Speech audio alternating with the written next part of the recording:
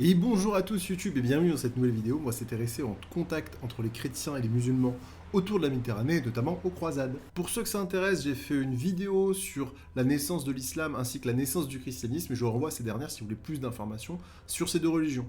Il faut savoir que le monde chrétien et musulman a toujours été en contact depuis la naissance des deux religions. Sauf qu'au XIe siècle, l'expansion des Turcs musulmans en Orient va faire craindre aux chrétiens d'Occident de ne plus pouvoir se rendre en pèlerinage sur la Terre Sainte. La Terre Sainte, c'est Jérusalem, c'est terre qui est sainte pour les chrétiens, pour les juifs et aussi pour les musulmans. C'est en 1095 que le pape Urbain II lance la première croisade afin de délivrer le tombeau du Christ. A noter que ces croisades vont se réitérer tout au long des siècles qui vont suivre, vous allez en avoir au nombre de 8. Lors de la première croisade, les croisés s'emparent de la ville de Jérusalem en 1099 et s'installent en Syrie-Palestine où ils vont créer ce qu'on va appeler les États latins d'Orient. En 1187, le chef musulman Saladin va reprendre Jérusalem. De nombreuses croisades vont être envoyées en secours mais vont échouer et les États latins vont donc disparaître.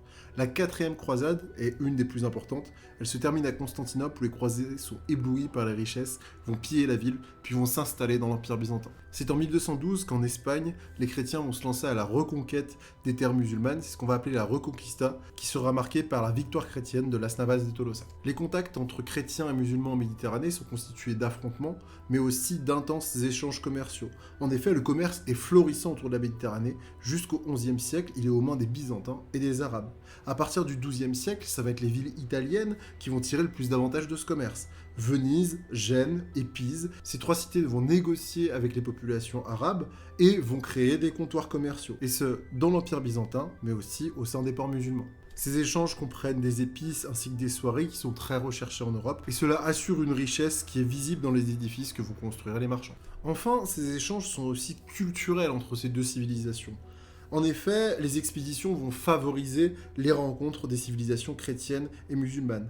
Les œuvres des savants de l'Antiquité gréco-romaine sont traduites à la base en arabe, puis vont être retranscrites en latin. Donc énormément d'œuvres qu'on avait de l'époque grecque sont des œuvres qui ont été retraduites de l'arabe au latin. Le Coran lui-même est traduit en latin, et les Arabes vont diffuser leurs connaissances, que ce soit en astronomie, en mathématiques ou encore en médecine. Certains lieux sont aussi des havres de paix pour ces civilisations qui sont souvent en conflit. En effet, on peut citer Tolède, l'Andalousie ou la Sicile qui sont des lieux où les civilisations de la Méditerranée sont les plus réunies.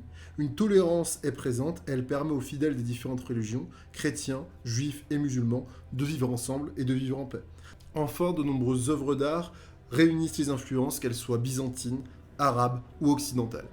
Et bien voilà, c'est tout pour moi YouTube. J'espère que cette vidéo vous a plu. Comme d'habitude, n'hésitez pas à vous abonner, à lâcher un pouce bleu et à me dire ce que vous avez pensé en commentaire. Si vous avez des questions, je vous renvoie aux dernières vidéos que j'ai faites sur le christianisme ainsi que sur la naissance de l'islam. Si vous vous intéressez un peu plus aux croisades, je vous renvoie vers la chaîne Secret d'Histoire. Vous allez pouvoir trouver de nombreuses vidéos sur les croisades ainsi que sur les protagonistes qui font partie de toutes ces croisades. Je vous remercie, prenez soin de vous, c'était Malécus, abonnez-vous. Ciao.